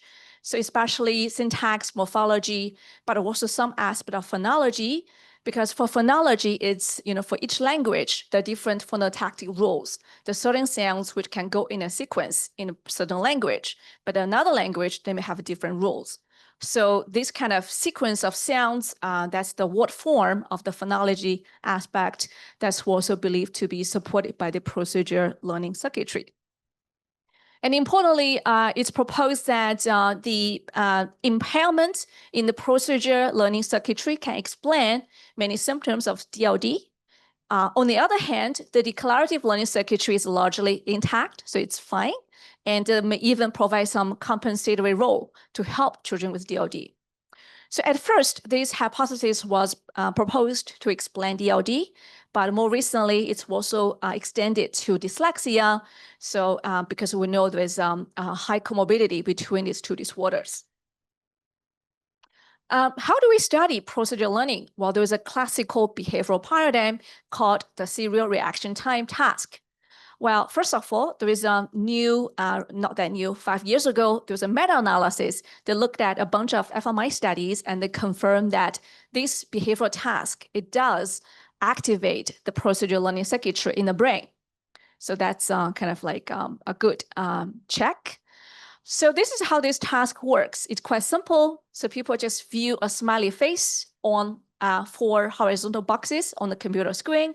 They just need to press the buttons according to the location of the smiley face.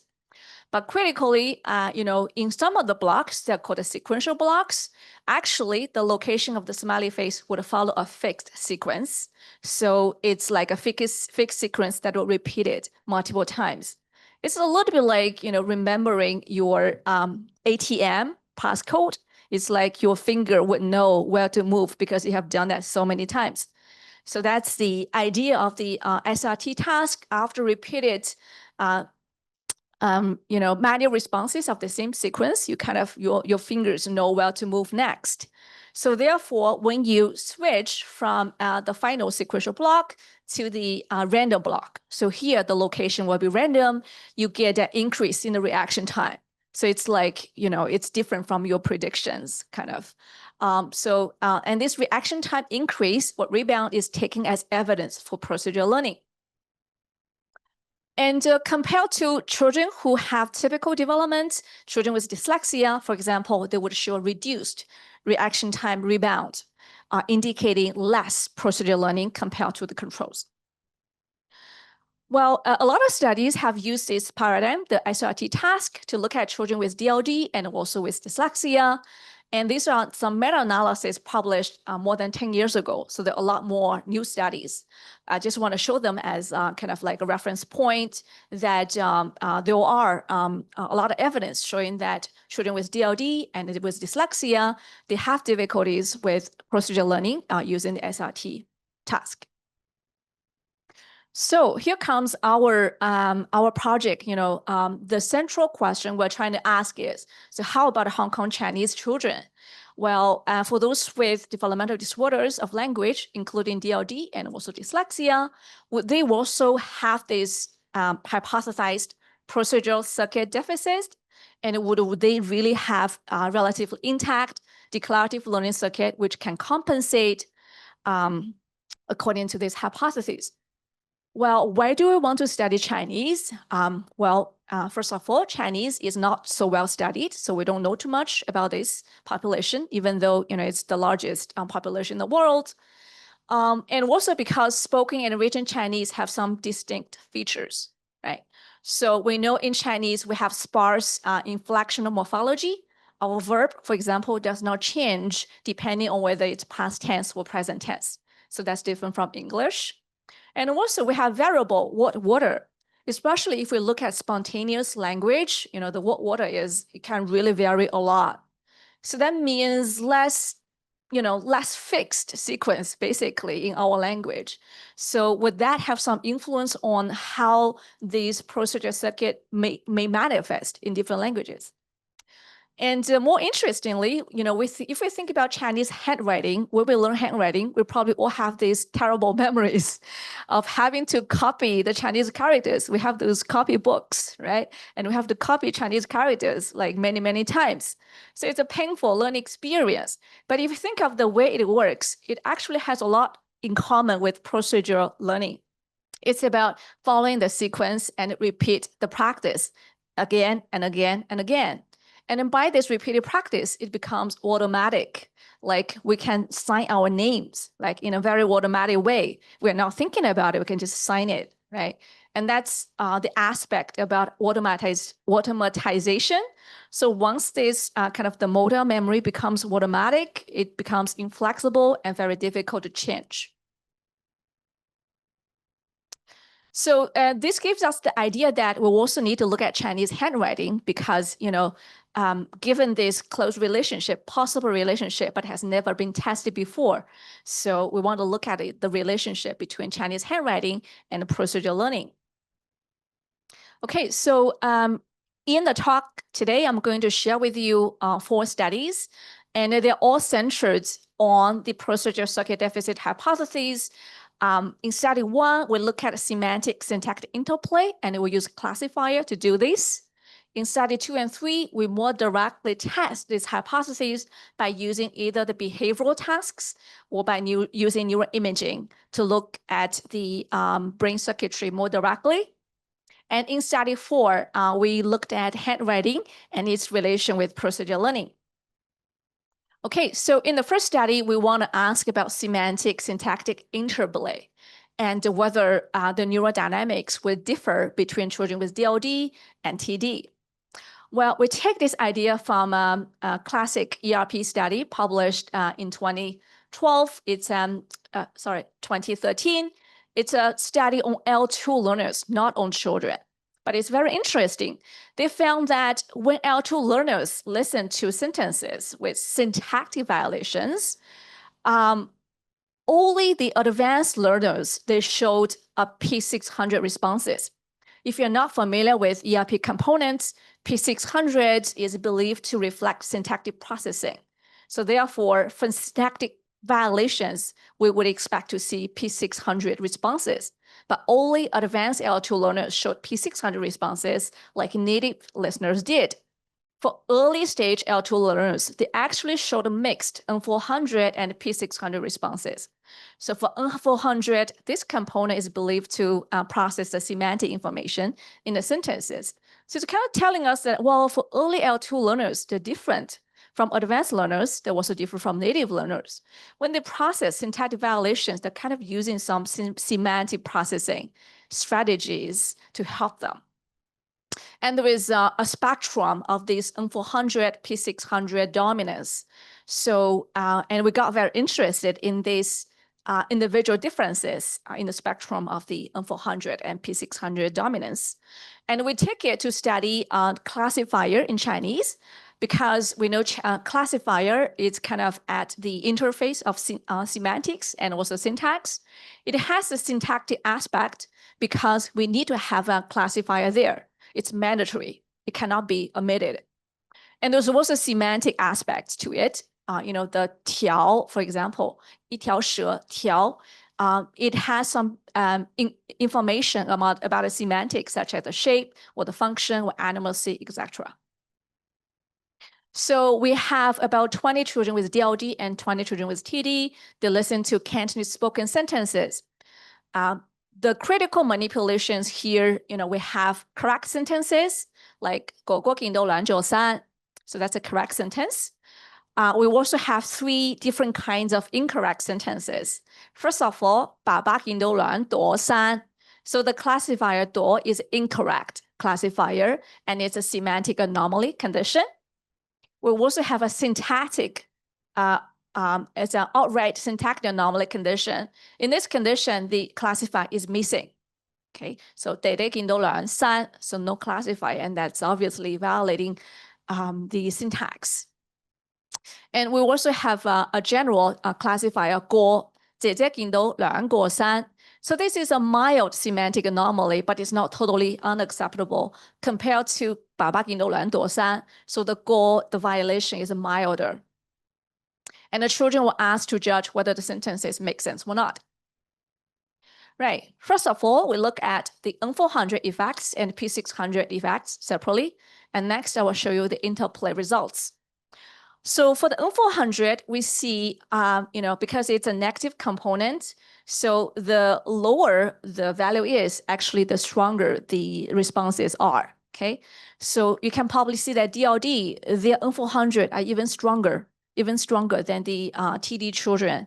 So kind of tells that, well, their semantic processing may be okay, and even a little overactive, right? A little bit, too strong compared to the TD. And importantly, for children with TD, for the GOR classifier, the default, it elicited small N400 compared to the incorrect classifier condition. So this is expected because we expected to see these graded semantic effects, right?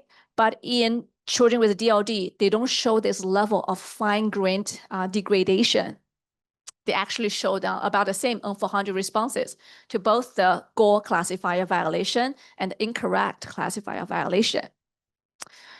As for the P600, we see the largest group differences in the omission condition. So when the classifier is missing, actually the TD children showed some P600, and the DLD children showed very little. So it's there was a very little, P600 for the DLD children. And next, we also look at the N400, P600 interplay. So I mentioned that, we want to look at the individual differences. So how many children would show more N400 dominant responses, and how many children would show more P600 dominance responses, and how that differ between the groups, right? So that's the response dominance. Okay, so if the number is higher, it means more P600 dominant. If its number is lower, it means it's more N400 dominant. So if we look at this figure, you can see the TD children overall have more P600 dominant responses compared to DLD children. And this is especially, the difference is especially striking in the omission condition. Because in the omission condition, there's no classifier, right?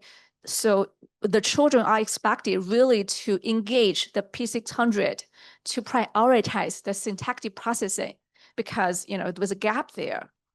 But in contrast, children with DLD showed more N400 dominant response. And we also had a look at the correlation between the response dominance index and also the children's general grammar scores. So we take the grammar scores from the standardized test, and we found a correlation when we combining the two groups.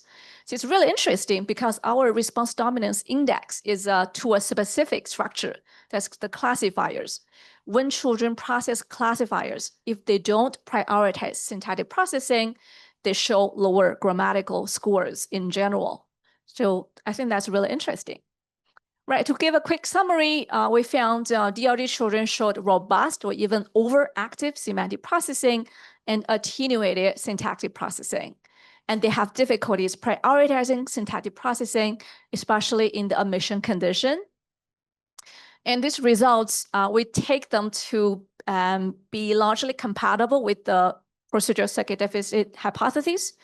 But keep in mind that we didn't really directly test this, right? We just look at semantic and syntactic processing. And we found some patterns which could be seen as compatible with it.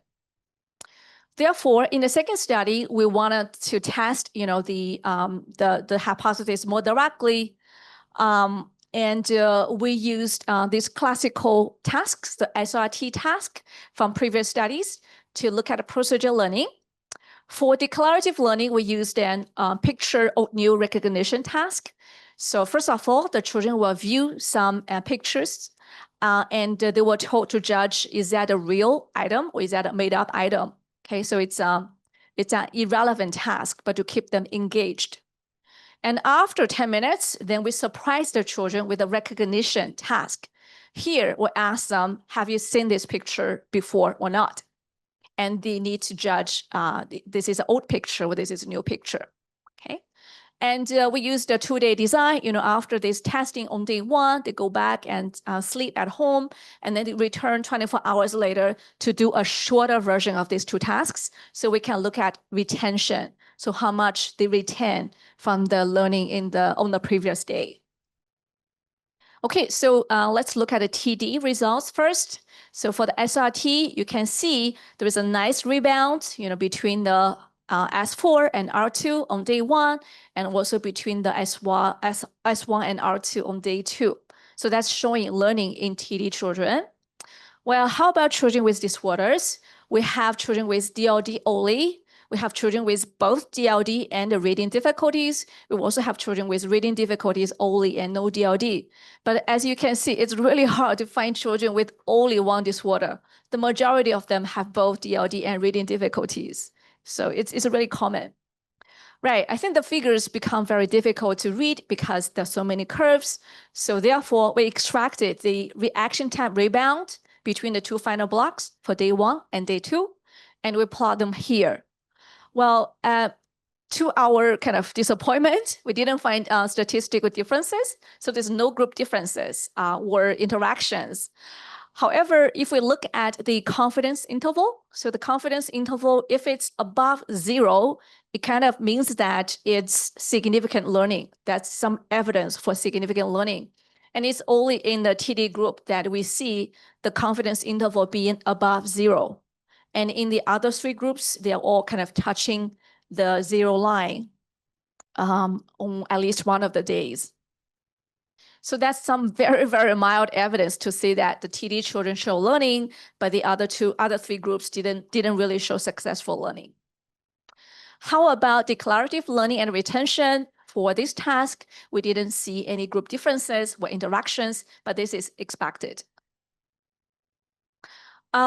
So about 2 years ago, we also started working with some computational linguistic experts in our department, and they also do, artificial intelligence. So, and this really echoes with the 2 previous talks in the morning. I think that's it's a really important direction for us to explore, using larger data and look at automated classification. So we did some attempts. We're still working on these. So we try to use some machine learning algorithms to help us to classify our children. We just do a very simple binary classification. Are they TD or are they ATD, right? So do they have developmental disorders of language? In order to boost up the sample, we combined the DLD and the reading difficulties all together so that we can have a larger sample size.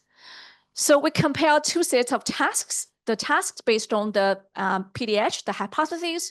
We also use some other cognitive tasks as kind of like a baseline model to compare with. So these difficulties, working memory, executive function, they have also sometimes been reported in children with developmental language disorders, but it's not hypothesized by the procedural circuit deficit hypothesis.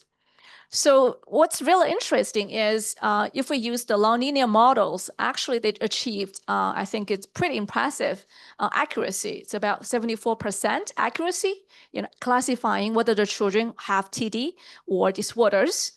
And it's better than the models using the other cognitive tasks.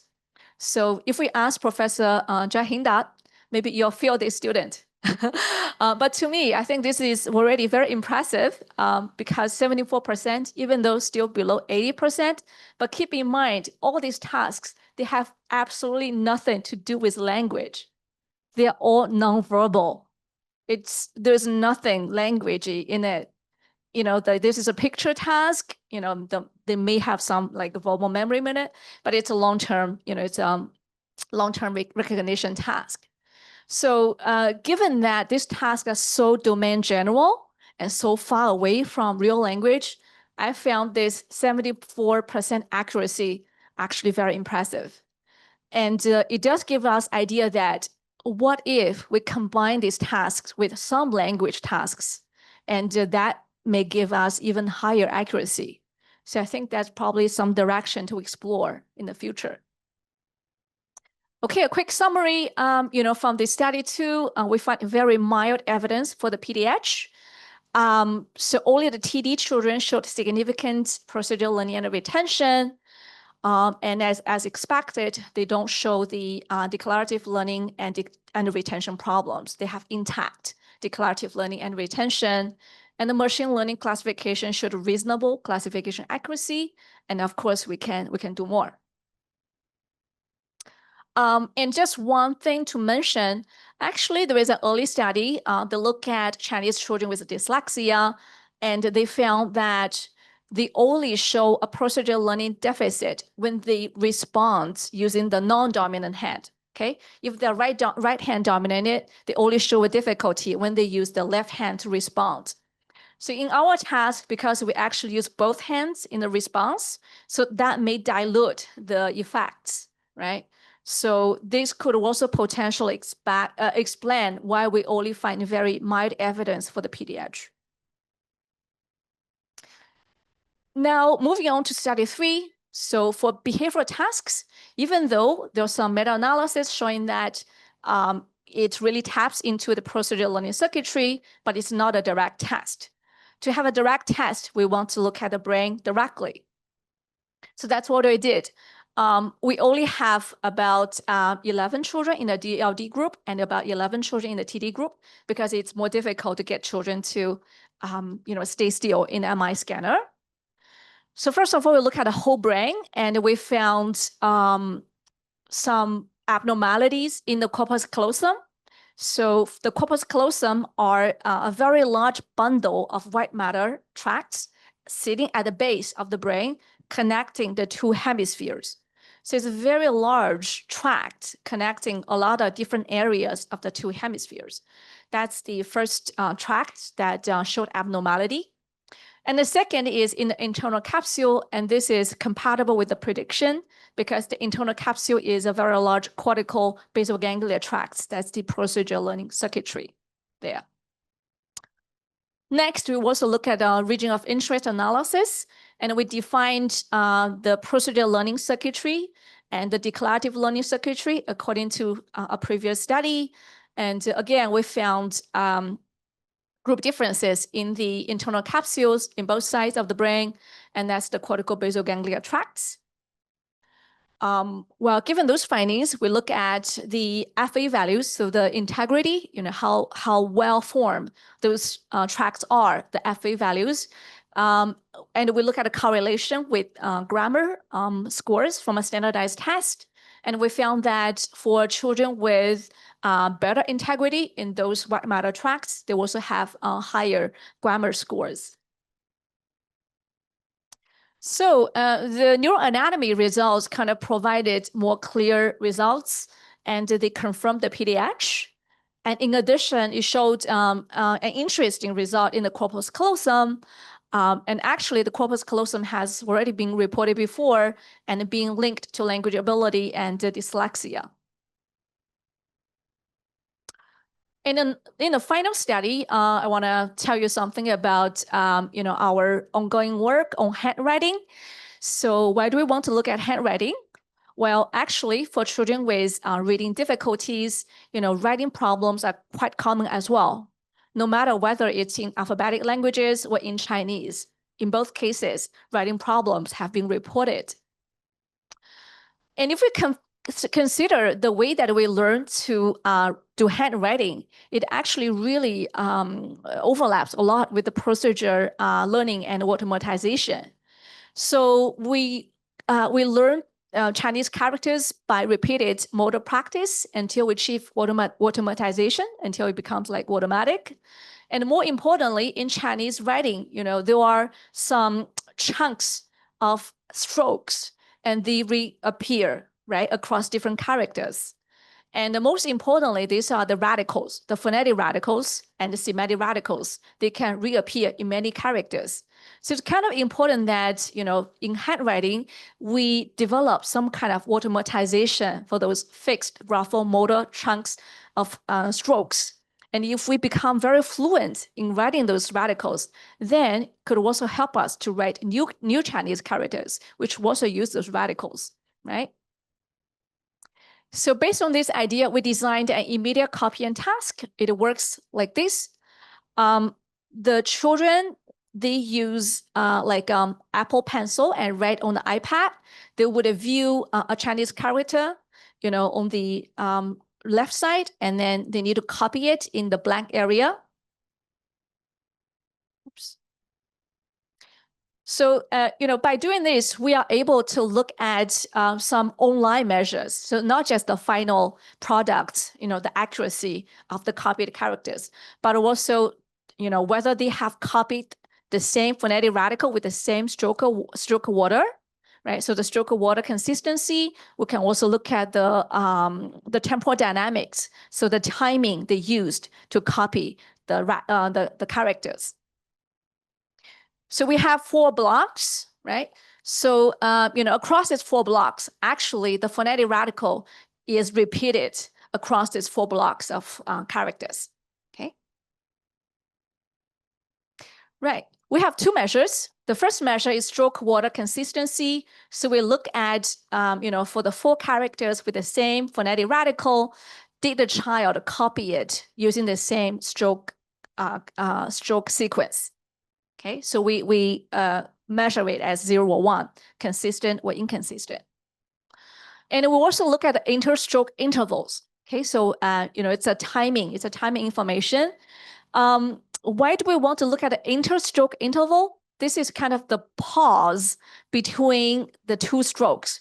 After you finish writing 1 stroke, there's a brief pause, and your pen would move and touch the screen to write the next stroke. Okay, that's the pause. The interstroke interval is the pause in between. So why do we look at a pause instead of the writing itself, right? So the writing itself actually reflects very low-level peripheral processes. That's the motor execution. But the interval, it's believed to reflect the convergence of central and peripheral processes. Because when you pause there, you're kind of retrieving from your long-term memory the next unit you're going to write. You're also making plans about the graphic motor execution. And you also need to keep that unit in your short-term memory when you write it out, okay? And of course, there's also motor execution because your hand need to move from one point to the next point. So that's why we are more interested in the interstroke intervals than the writing speed itself. We look at the stroke water consistency, first of all. So children with reading difficulties, they have lower consistency. In terms of the interstroke intervals, so we expect it to decrease over the 4 blocks because the phonetic radicals are repeated, right? You're copying the same phonetic radicals. Of course, you'll get faster and faster. The point is, children with TD, they get faster more quickly. Okay, so the slope is steeper in TD compared to children with reading difficulties. It may be difficult to see, but statistically, it's a significant difference. Next, we want to look at how procedural learning can explain these handwriting measures. So we take these children's performance from the SRT task. We used RIBiLT as a predictor in the models, and we found only in TD children, procedural learning can explain their interstroke interval reduction over the blocks. And in children with reading difficulties, there's no such effects. Well, having looked at handwriting, we also want to look at reading, right? So these children, they have reading difficulties. So can their procedural learning explain reading? Or can their handwriting measures explain reading? So we put all these, predictors into the model and trying to explain the reading scores. And only stroke water consistency comes out as a significant factor. So the procedural learning is not significant, only stroke water consistency. And as you can see, it's only in the TD children, if they have better consistency, they have better reading.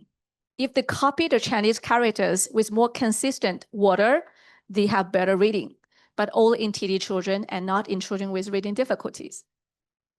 Okay, so I will summarize the study 4 using this graph. So I think we're trying to look at the interrelationship between procedural learning, reading, and handwriting. And our results, first of all, it confirmed that children with reading difficulties do have a handwriting problem, right? And secondly, we found procedural learning can explain the handwriting measure, especially the ISI repetition benefit. And we also found that handwriting can explain reading.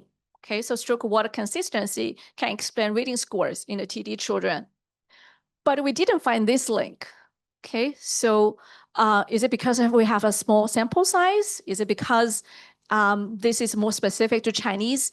We don't know, but I think in the future, that's something we can look at more. And also, we didn't really test the link from reading to handwriting, because we know that reading also affects handwriting, obviously. But we didn't test it in our study. Okay, so very quickly, some general discussion. Right, we wanted to test the procedural circuit deficit hypothesis in Hong Kong Chinese children. Have we found evidence? Well, we found very mild evidence from the behavioral studies, but we find clearer evidence from the neuroanatomy. And can this hypothesis grammatical? Can it explain grammatical abilities? Well, yes, we found some evidence for this. And most interestingly, I think we found, the procedural learning can also explain handwriting in Chinese children. So this is actually not predicted before. The hypothesis itself does not make any predictions about writing. And I think it's a very interesting finding here. This is my final slide. What are the clinical implications? Well, first of all, I don't think procedural and declarative learning tasks should be used to replace the diagnostic assessment. They are assessing domain general learning, right? However, can they supplement? I think that's a question. That's a better question we can ask and maybe test as well.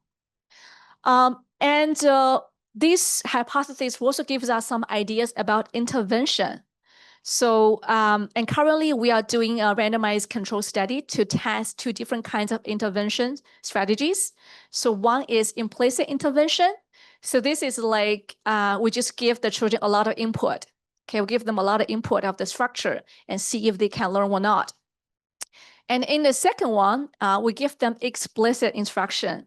We use some visual symbols to explicitly tell them what's the word in there, what's the relationship between those words. Okay, and this is a way to look at kind of the compensation by the explicit declarative learning. So would some children do better in the explicit intervention? And would some children do better in the implicit intervention? And what factors can determine those individual intervention success? So those are some questions we're trying to answer in the intervention study.